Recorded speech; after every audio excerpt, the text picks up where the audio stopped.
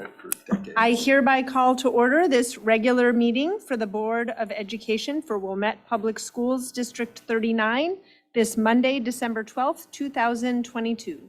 Will the clerk please call the roll? Amy Paling. Here. John Cesaretti. Here. Ann Hart. Bonnie Kim. Here. Hank Panzika. Here. Lisa Schneider-Fabes. Here. Aaron Stone. Okay. Mr. Aaron Dubno is here to introduce the Harper Chorus Club students to lead the pledge.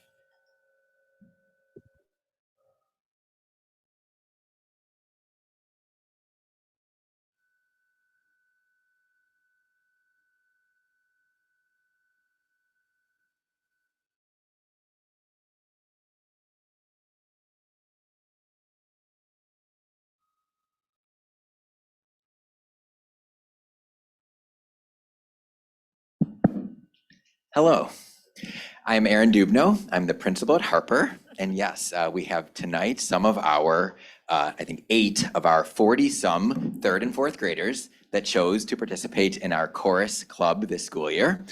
Super exciting that, as to be expected, our chorus club has not run the last couple of years due to the pandemic, but it's been awesome having it back at Harper. These are students that come early to school on Tuesdays and Thursdays and sing together. And I mean, the progress and the growth that they have made this school year is pretty tremendous. And I think they'll agree, they have a little bit of fun. Last week, they had 2 concerts for all of our school. Our first in-person concert for everyone in a very long time, and then a night concert for all of their families. And they did a tremendous job. So I'm going to turn it over to them to introduce themselves and share a little highlight from their chorus experience this school year. Hi, my name is Josephine, and I'm a 4th grader. And my favorite part about chorus was being with my friends and knowing that they support me. Hi, my name is Grace. I'm a 3rd grader. The thing I liked about chorus is we all sang together and I was a part of the Harper Chorus community.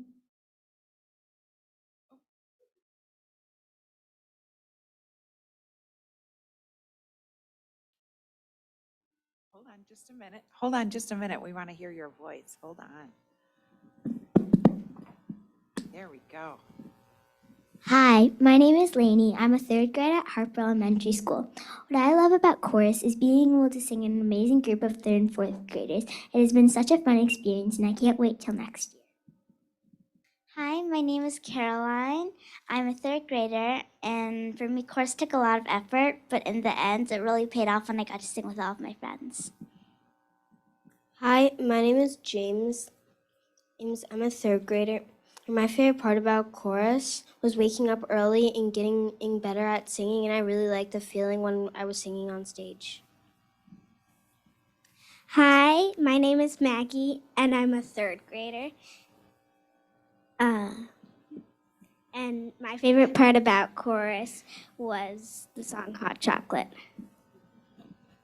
Hi, my name is B, and I'm a 4th grader. A highlight about chorus for me was after all the songs and shows, everyone clapped for us.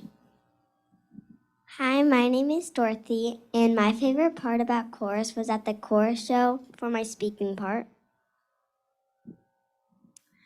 Hi, I'm Kate Lambros, and I'm the music teacher at Harper School and the choir director. Tonight we are going to share just a small part of one of the songs that we did in our concert called Good Cheer.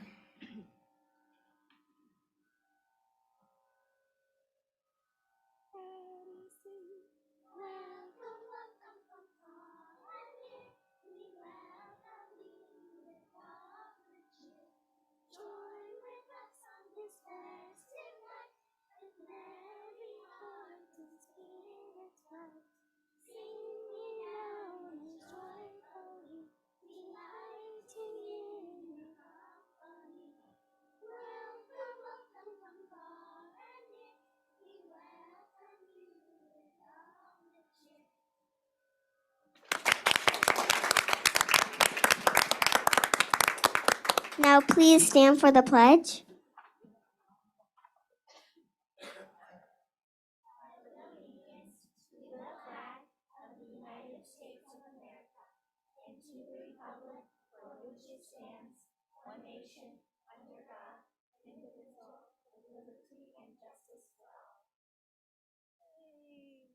Thank you so much for being here and sharing your hard work and your talent and spreading so much joy. I think we all wish we could sit and listen to you sing for us all night.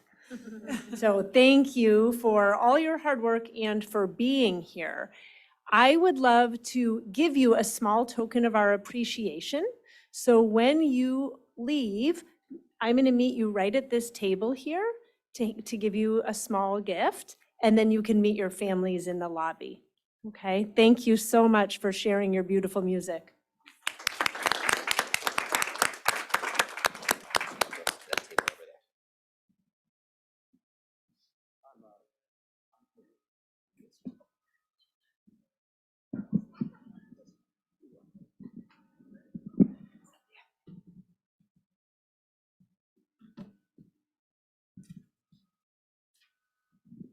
Thank you, parents.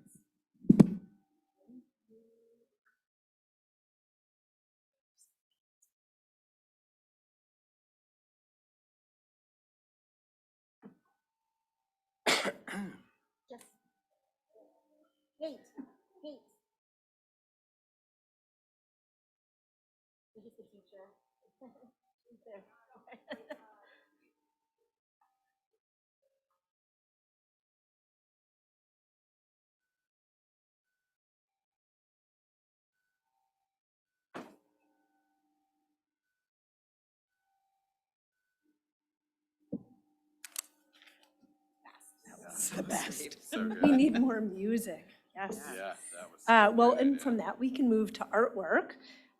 Paige Lundy's 7th and 8th graders provided the artwork exhibit this month that includes drawing, sticker design, watercolor painting, color reduction, printmaking, and acrylic painting. 7th graders focused on drawing techniques for their silhouette portraits and watercolor techniques for landscape studies about the work of artist Winslow Homer. They learned about digital painting techniques and created unique sticker designs. Later, they compared analog and digital painting techniques with each other. 8th graders studied drawing techniques and objects to develop skills and dimensions for their still life drawings. The current 8th grade painting class studied color theory and learned many new techniques to explore color and perception. So be sure to check those out. At this point, I request a motion to adjourn to the public hearing on the 2022 tax levy. I move to adjourn to the public hearing on the 2022 tax levy. May I have a second? Second. Motion having been made and seconded, all those in favor, please indicate by saying yay. Yay. Motion carried by general consent, and we are now adjourned to the public hearing. I will turn it over to Mr. Baltimore.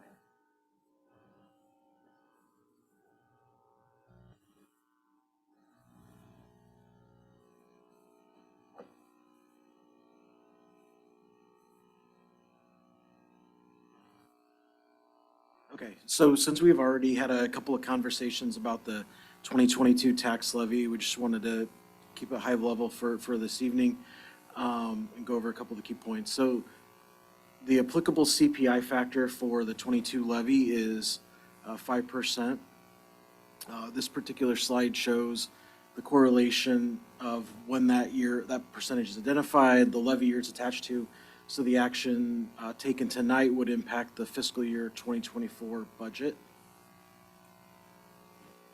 Included within the levy request, there's always certain assumptions that are made.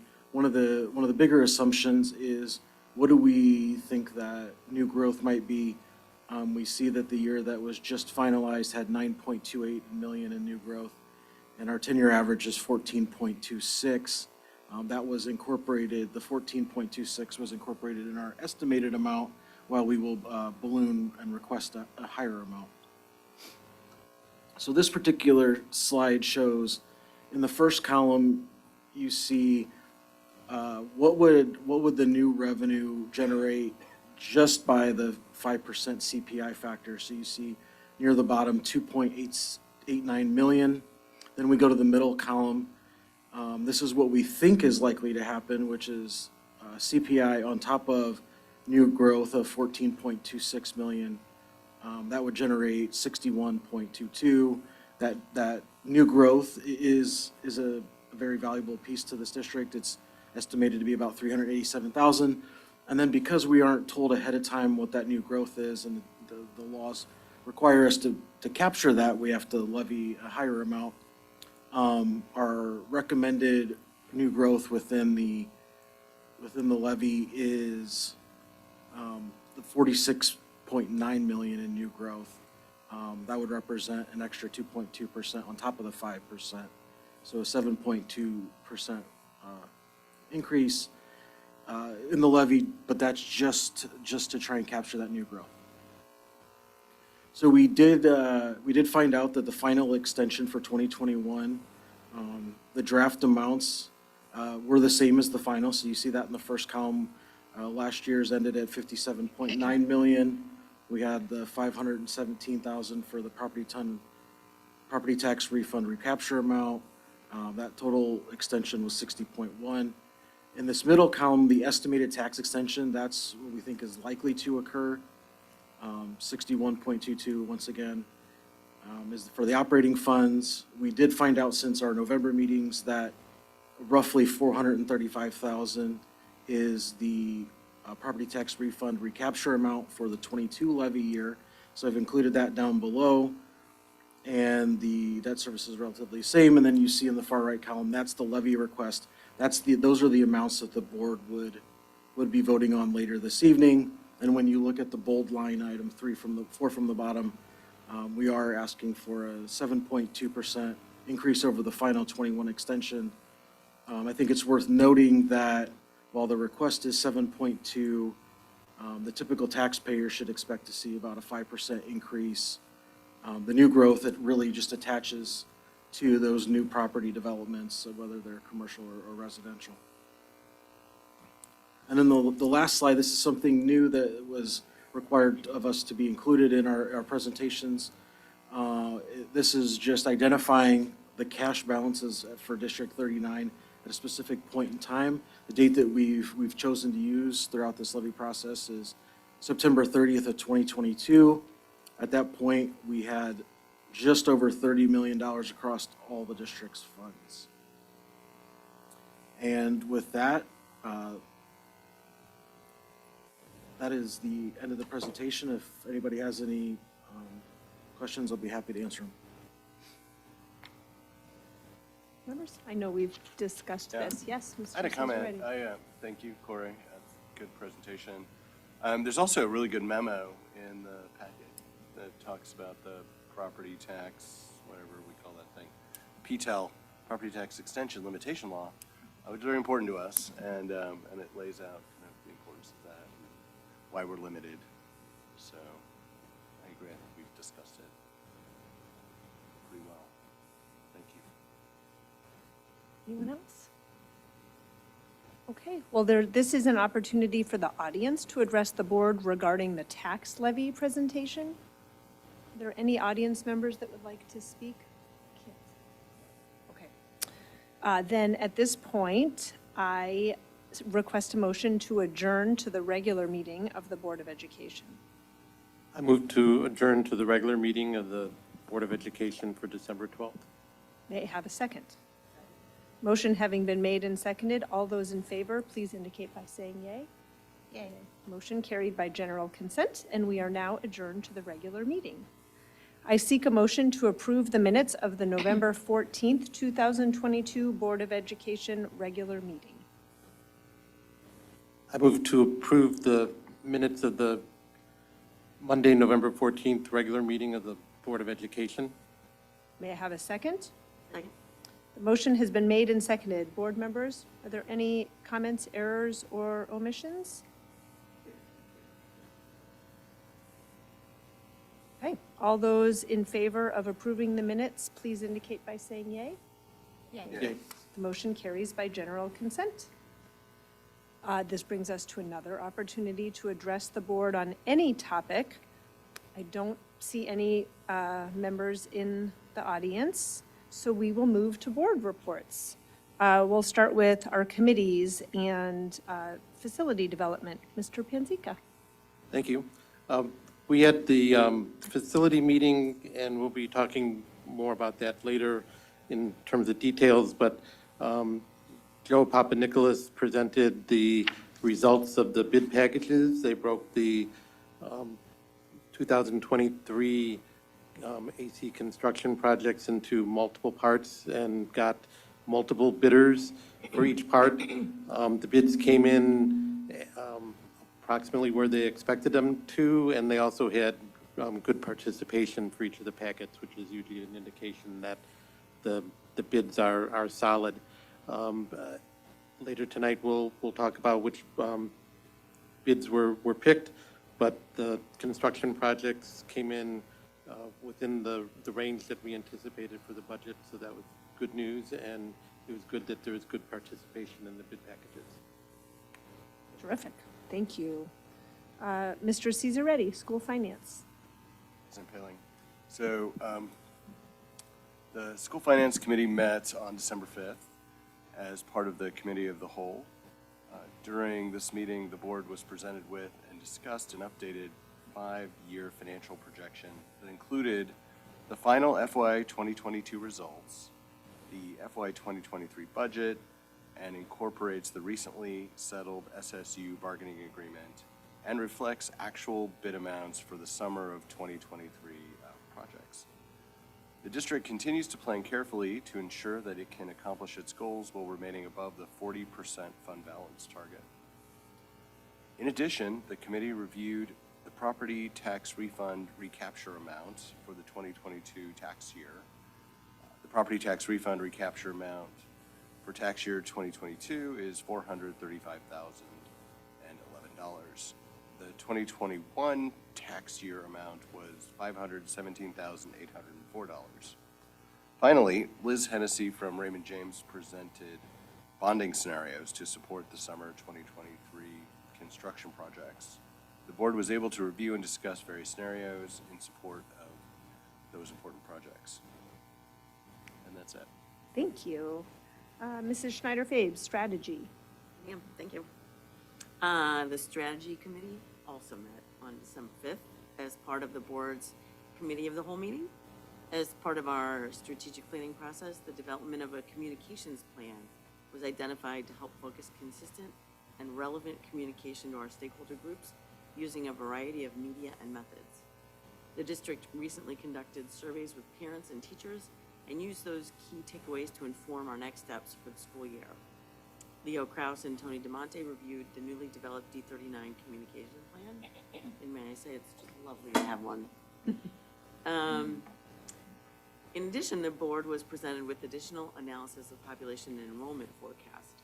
In partnership with Neutral Township Schools, District 39 had a population and enrollment forecast completed by McKibben Demographics Research, LLC. While there are slight differences between this report and the report presented last month using the annual Barragar, thank you, data, both forecasts align in presenting a forecast of relatively stable enrollment overall. That concludes the report. Thank you for those summaries, and we'll move to liaison reports, starting with Community Review Committee. Lee is going to report for Ms. Stone. Yes, the Community Review Committee met on December 6th. They are, as you may recall, researching into neurodiversity and its effect and impact on learning within the schools. However, we spent most of our time, it was a working meeting. So the 4 different subgroups worked for most of the time and then reported out at the end what they were discussing. So the 4 groups, though, are foundational information, parent and teacher perceptions and understanding, local research, and national research. And so there's 2 of the subgroups that are wanting to tap into our parent, staff, and student understanding of neurodiversity, as well as asking some questions to our local and comparable districts, the same information, so you can anticipate a survey being developed, and that's what they're working on right now. Great. It's important work. Thank you. And Dr. Cremascoli, Educational Foundation. I believe Ms. Stone went to that meeting this month as well. She did, and the Ed Foundation continues to do really good work. We're so appreciative of their work. We have distributed some GRIP grants, and we're looking to review some of the procedures to further support in the spring. And beyond that, they continue to do really good fundraising efforts throughout our community, and so we're really grateful for their partnership. Perfect. Thank you. The Village Intergovernmental Cooperation Working Group? Yeah, we did not have a meeting since the last board meeting, so we don't have anything to report. Well, Oh, I was wrong. if I might. So we did receive an email regarding what's going to take place in the next year. And I'd be happy to report on that. And so what they asked was for us to bring back to our respective boards the topic, which is going to be mental health, the mental health of our community. And they had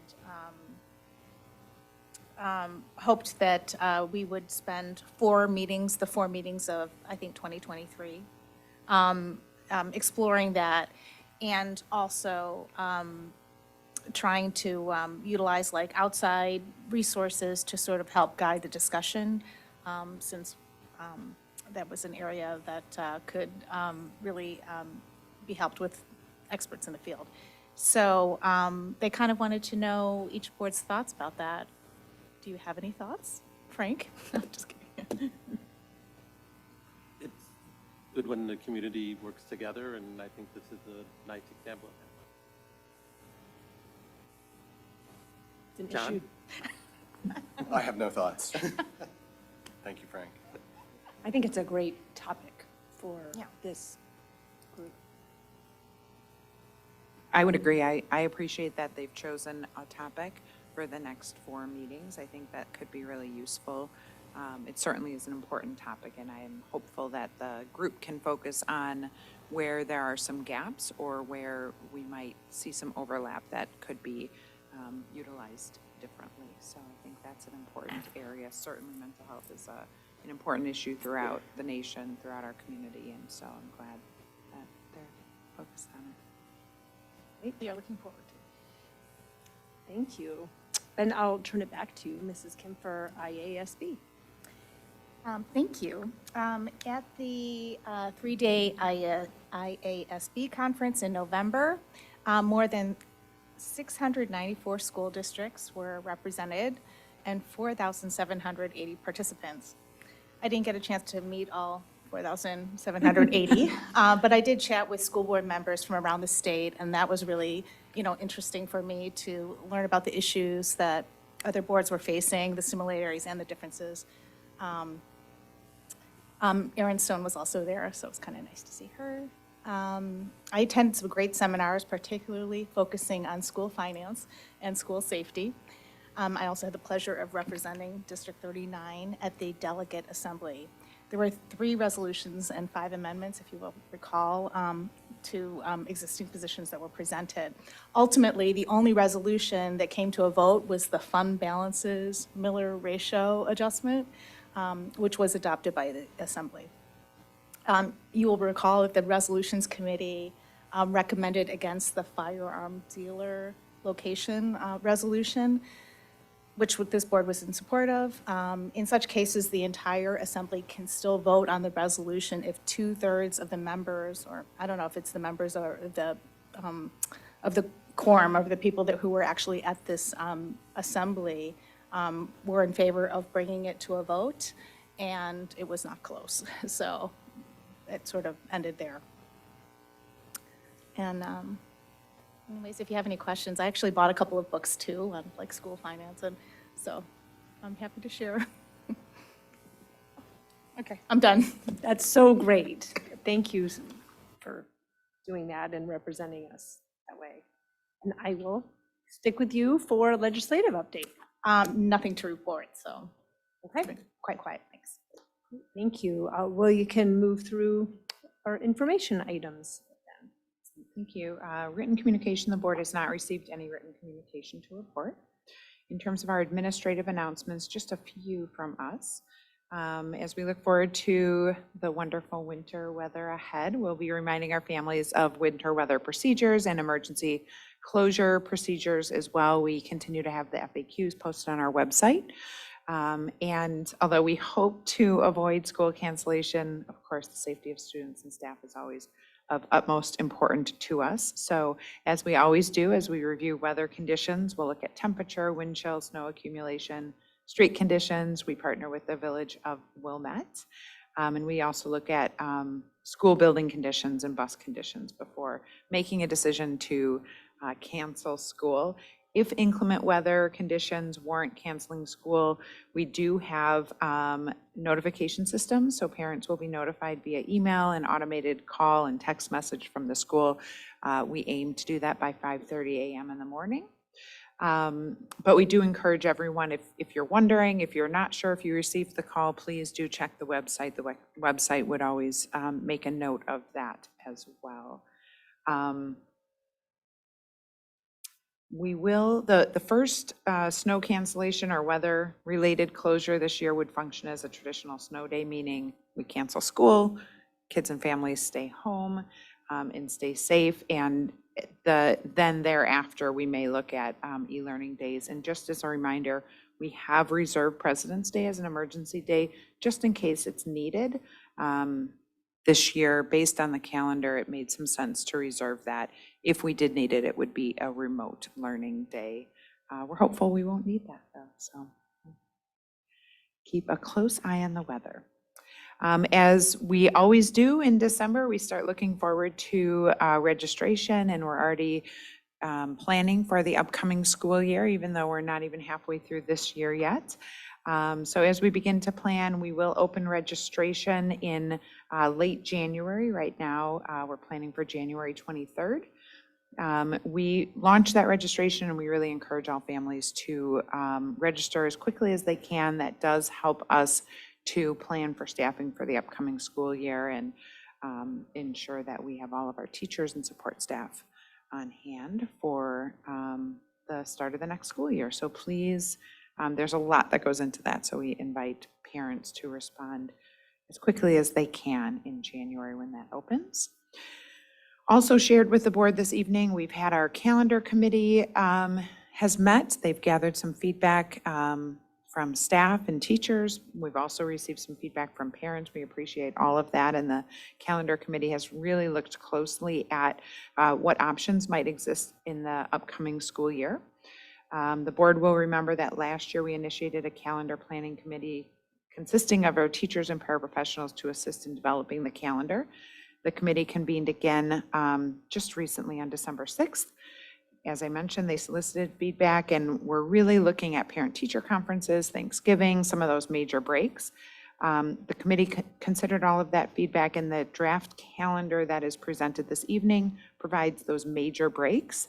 There still are a few Institute Day questions and half-day questions that need to be sorted through, and that will be looked at over the next several weeks going into January. We expect that the final calendar will be shared with the board at the January 17th Committee of the Whole meeting, and will be recommending for approval at the January 23rd Board of Education meeting. However, for those interested in looking at those major breaks, you can look to tonight's agenda. What was shared with the board in terms of major breaks is also listed on the agenda. And again, as a reminder, those are the major breaks as they're proposed right now, and they do align with our neutral counterparts. The Central Playground project is complete. We're really excited to celebrate that. So thank you to everyone at Central and the PTA especially for their support of that project. We'll be celebrating the successful completion of this project during a ribbon cutting ceremony at Central School on Friday, December 16th at 3:30. Everyone is invited to come out and celebrate with us, and members of the board are available to join us. Please feel free to do so, 3:30 on Friday, December 16th. We'll have just a quick recognition and acknowledgement of appreciation for all those who helped with that. And then I wanted to make note, as we have become accustomed, every meeting, every committee of the whole meeting, we are doing some important work related to the strategic plan. Tonight's agenda really focuses a whole lot on goal number 5, so we wanted to just acknowledge that. As has become our practice, we've been highlighting those various areas of goals and progress in our D39 strategic plan.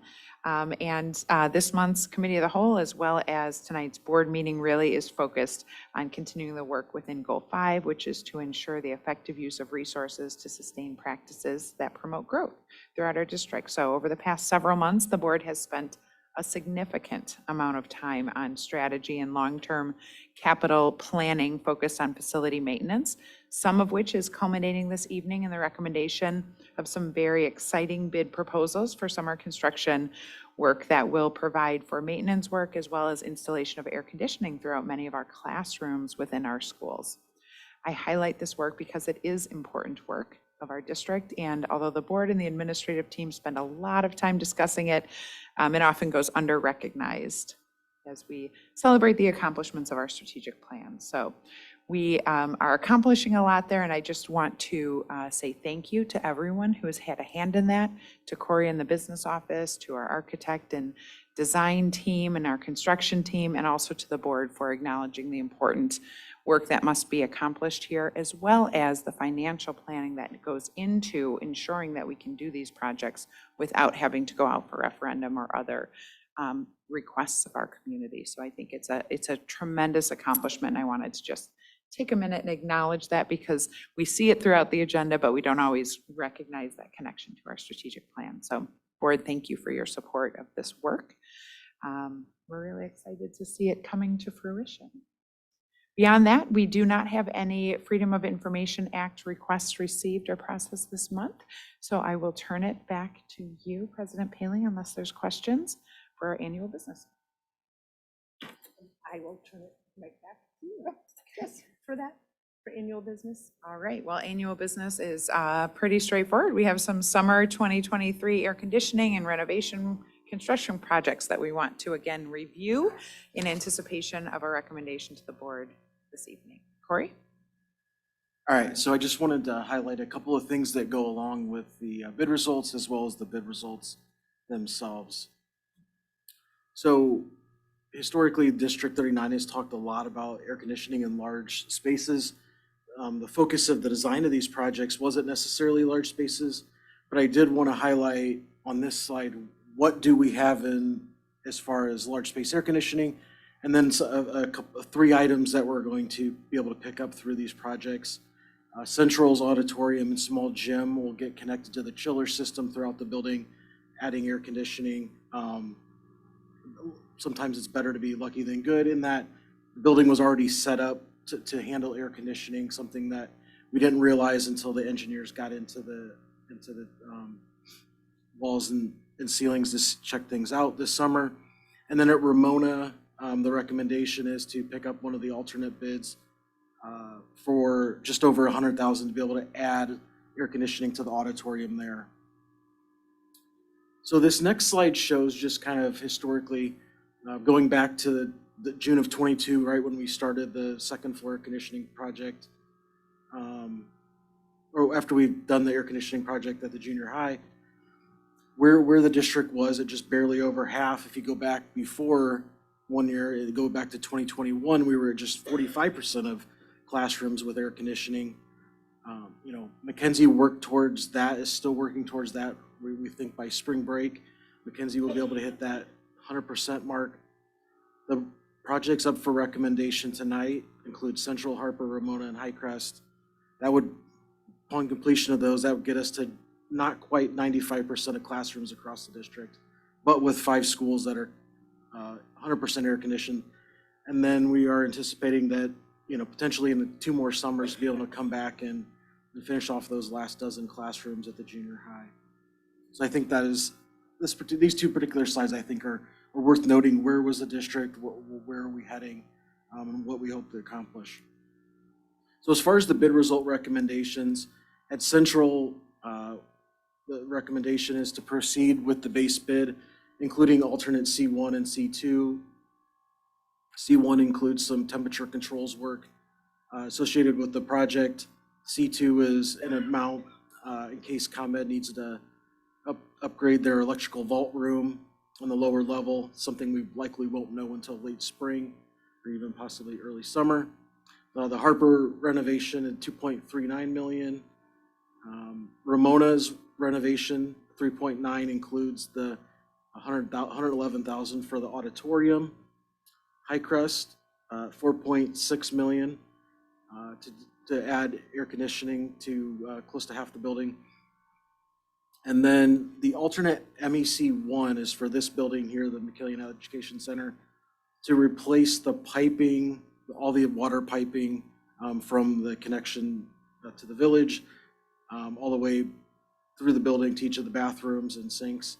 And then included in that 483,000 is a renovation of 2 bathrooms, as their one of their walls in each bathroom would be completely ripped out. So we took that a little bit further to completely renovate those. So the total bids recommended for approval tonight comes to 13.7 million. And I think it's just worth noting, we did have 3 alternates that we are recommended for rejection tonight. It's R2, which was some additional roofing work over the cafeteria at Ramona. We feel like that can wait a few more years until there's a few other sections that would be nice to pair up with. And then MEC2 and MEC3 are a couple of options to add generator backup here to the MEC. As we dug into the details, we still think pursuing that is worthwhile, but we'd like to continue to pursue some different alternatives, and I anticipate the administration will be back to the board with a recommendation down the road. And with that, I will be happy to answer any questions.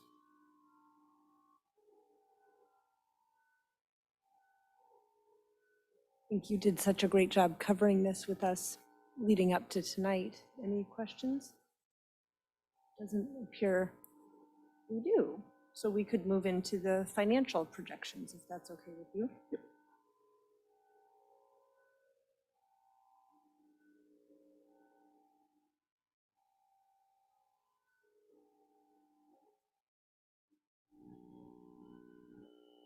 Okay. So tonight's update of the 5-year financial projections, something we do annually in the month of December. December's a really good time to go through this process, in that we're several months into the year, but we've got the new budget for the new fiscal year. We've completed our audit, so we have final audited numbers that we can incorporate. We generally, by this time, have an idea of what our construction bids might look like, or where we're moving along. So since we covered this last Monday, I just want to hit on 2 or 3 of what I view as some of the more important revenue and expenditure assumptions, and we'll go to the pages that everybody wants to look at, which is the operating summary. So on the revenue assumption side, one of the biggest things, since such a large amount of our revenue is tied to property taxes, is what do we put into this assumptions as far as CPI? We know for 1 year within this forecast what it is. We're 10 months into another one. We'll find out November's CPI amount tomorrow. Right now we're trending using some Bloomberg information at another 5% for this calendar year. The estimates are then following it up with a 4.2%, 2.5, and then rounding back down to 2. So those are always very impactful because they drive our biggest revenue. They also tend to influence what our salaries are on that side of the equation.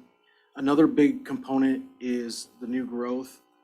We've put in the 10-year average into the formula, but we've also noted in our assumptions, if people are willing to see, from a sensitivity standpoint, if we were to hit our low point, what is that value? What if we were to hit a high point over the last 10 years? And you see there, give or take, you're probably looking at a couple $100,000 swing from our average. The other thing is our property tax collection rate. We set that at 98.6 net collection, which means collections minus refunds. Then as we move down, I think another big assumption on the revenue side is our our Keep 39 program. We've kind of held that steady which is slight increases across the 5 years. And then when we flip over to the expenditure side, since salary and benefits are the overwhelming majority of our expenditures, for certified salaries, we have placeholder assumptions in there, but it's just worth noting that for all 5 years of this forecast, those are to be negotiated with the WEA. And then something that can impact the assumptions favorably is those teachers that are in the pipeline for retirement. Typically, we see just a few each year, but it is worth noting that for fiscal year 24, we would have 12. That can lead to some substantial savings. We did incorporate the 3 years still left on the SSU contract. Just noting that fiscal years 27 and 28 would be negotiated. And then for health insurance, another big line item, we've got that projected to increase at 5% across all 5 years. Many of the other expenditure items kind of fall in that 2 to 5% range, depending upon the area. Move down to our capital projects. As we've talked about many times, this can have a big impact on how much we're spending each year. So this particular summary page highlights the last parts of the stuff the 3 projects that was done this past summer, the projects that we know the amounts and we're hopeful we can proceed with them in the summer of 23. And then the remaining projects on here are things that we had talked about back in May and June, particularly with 3 larger projects at junior high that would likely proceed potentially one at a time after the air conditioning projects are done. So we put that all together and we come to our operating summary. So this is really where we look to as kind of to guide us. So at the end of fiscal year 23, with our current budget, we're anticipating a 42.7% fund balance. And then as you go through 24 to 28, relatively steady across there. Everything is in the 42% range, nice and steady. More of a coincidence than anything on purpose there. This particular graph shows the operating fund balance, and it shows the red lines that go across, kind of the upper limits of where the board would like to be, and then kind of the lower limit of 40%. Try to stay above that. You have 5 years of actual. Fiscal year 23 is the 42.72, and then you see the other 5 years, just as you saw on the previous slide. It's nice to see all those out years above the projection. Our next slide shows operating revenues versus expenditures going back with 5 years, including the fiscal year 23 budget. Blue is revenues, green is expenditures. It's always great to see the revenues exceed expenditures every year. And then even better, taking that look out another 5 years and being able to feel confident that with the assumptions that we've put in place and the way that we've approached things, that we're still in a strong footing. We did, from time to time, one of the nice things about doing 5-year projections is the ability to look at alternate scenarios and kind of see what might be out there. And given the discussion that we've had about the capital projects, and then the flip side of that is, how do we pay for them, knowing that we are going to do some level of bond issuance. The base scenario includes a payback period on some bonds that would go out to 12 years to repay. This alternate scenario includes paying back those bonds, albeit a smaller amount, over 10 years. This first column, fiscal year 23, still at 42.7%. The biggest difference is there's about, I think it's right at $2 million in proceed difference.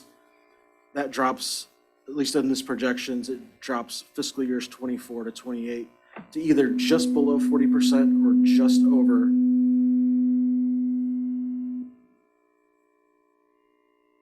over 40%.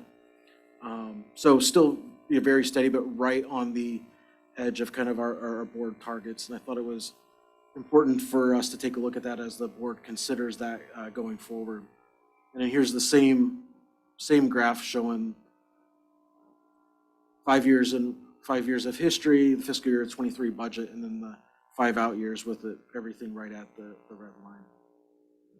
So with that, I will be happy to open it up to any questions, and for anyone that may be watching, or there's a lot more information in the board packet than we can cover here in the meeting. Thank you, Corey. If there's anybody with any questions, I think you responded to our comments, I think, in the committee meeting, which we do appreciate. So it is useful to see that, because we're, I think, making a, I don't know, maybe I don't know, relatively impactful decision on how to finance the project. So between a 10-year bond issuance or a longer dated bond issuance. So I appreciate seeing that information. I think we still have some time to decide, talk about this, how we're going to do it. Maybe we don't.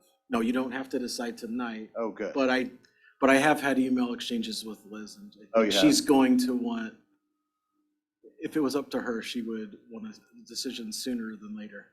Okay. So we'll probably be back in the new year, January or February. Well, there you go. Yeah. All right. We have time to think about it some more. Were you going to say something, Frank? No, I mean, you already said it. I mean, that the nice thing is that the numbers that were put together gave us the option to be able to approve bids tonight and do the pre-orders without having to make that last decision. So we can do that in January, but for tonight, either decision would support us going forward with the bids. Thank you for the presentation. Seems like we can move on to board policy review, the second and final readings. These two policies have been reviewed and revised based on board discussion over the past few months, and so they're recommended this evening for second and final. Any comments or questions? Thank you for the discussions and for incorporating all of our thoughts into this version. Yeah, I really appreciate it. Thank you. Okay, this brings us to another opportunity for the public to address the board. I do not see any audience members here, so we'll move to our action items with the consent agenda. Are there any items the board would like pulled? Okay. Mr. Panzika, will you proceed with the motions? I move to approve the personnel report dated December 12th, 2022. I move to approve as second and final reading of the Board of Education Policies 2:100, Board Member Conflict of Interest, and 2:300, Employment of Relatives of Members of the Board of Education.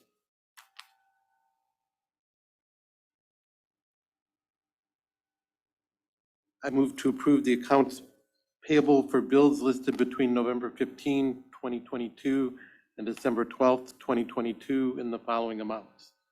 Educational Fund, $669,955.94. O&M Fund, $75,979.83. Debt Services, $979,914.59. Transportation Fund, $162,060.06. Capital Projects, $313,248.21. For a total all funds of $2,201,158.63. I move to approve the manual checks issued between November 15, 2022 and December 12th, 2022 in the following amounts.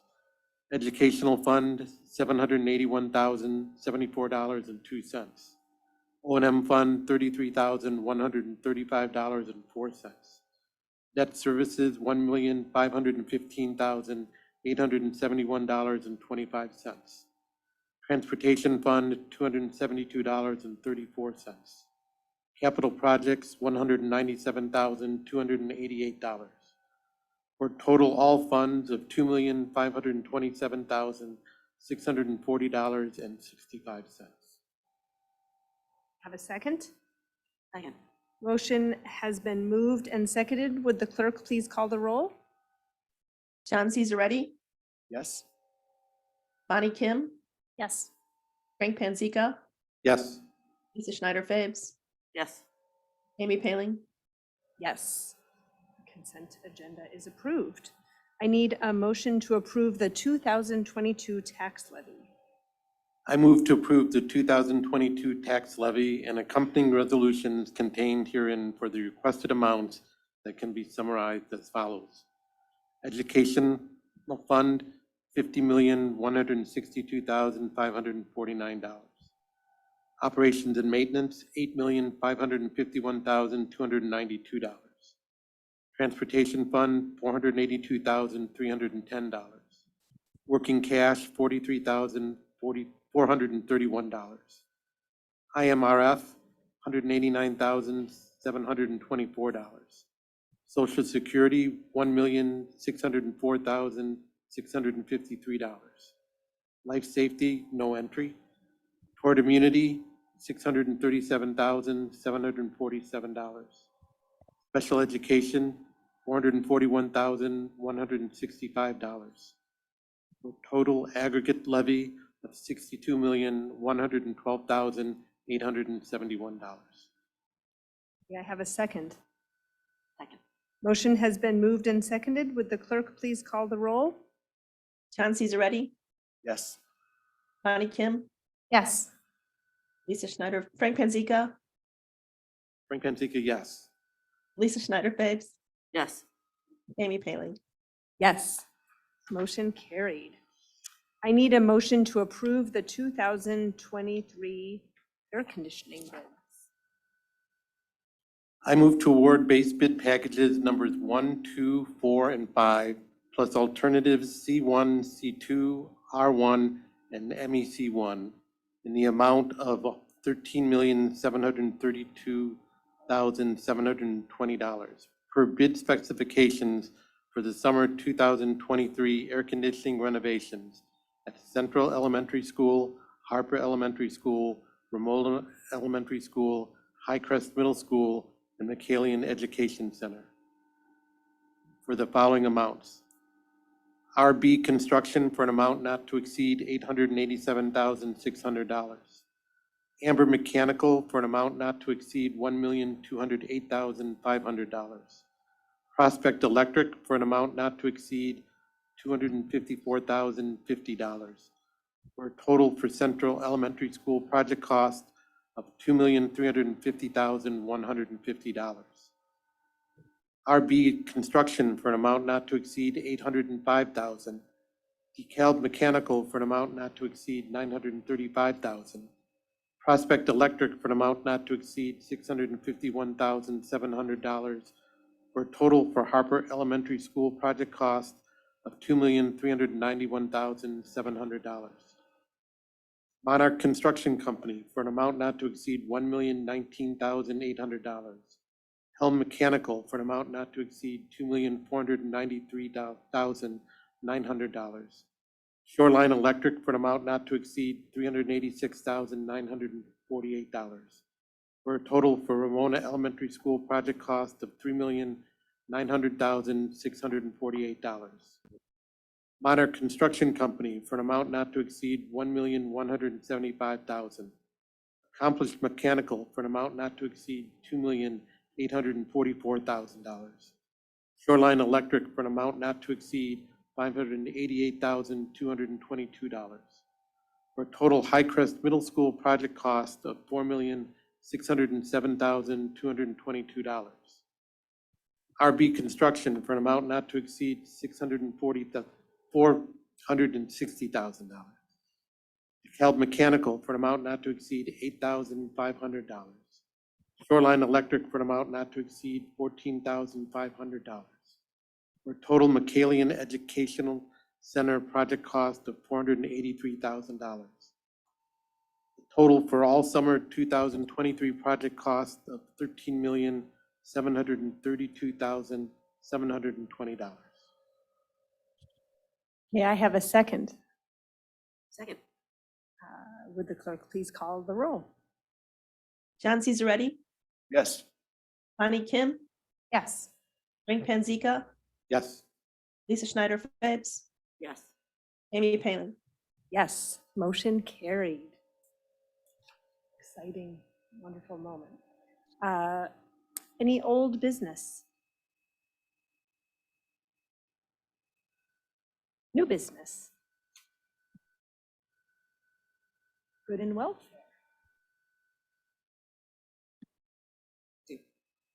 I just wanted to wish the staff, everyone, a very happy holiday and a restful holiday season. Thank you for everything that you do. Thank you. Staff and all of our administrators and teachers, we thank you. We are looking forward to a healthy break. I'm sure. Much needed, Yes, much thank you. needed. We'll all look forward to being back in the new year. Wonderful, thank you. Well, at that point then, I seek a motion to adjourn the Board of Education meeting. I move to adjourn the Board of Education meeting for Monday, December 12th. May I have a second? Second. Motion having been made and seconded, will the clerk please call the roll? John Cesaretti, Yes. Bonnie Kim, Yes. Frank Panzeca, Yes. Lisa Schneider Fabes, Yes. Amy Paling. Yes. We are now adjourned. The time is 7:58.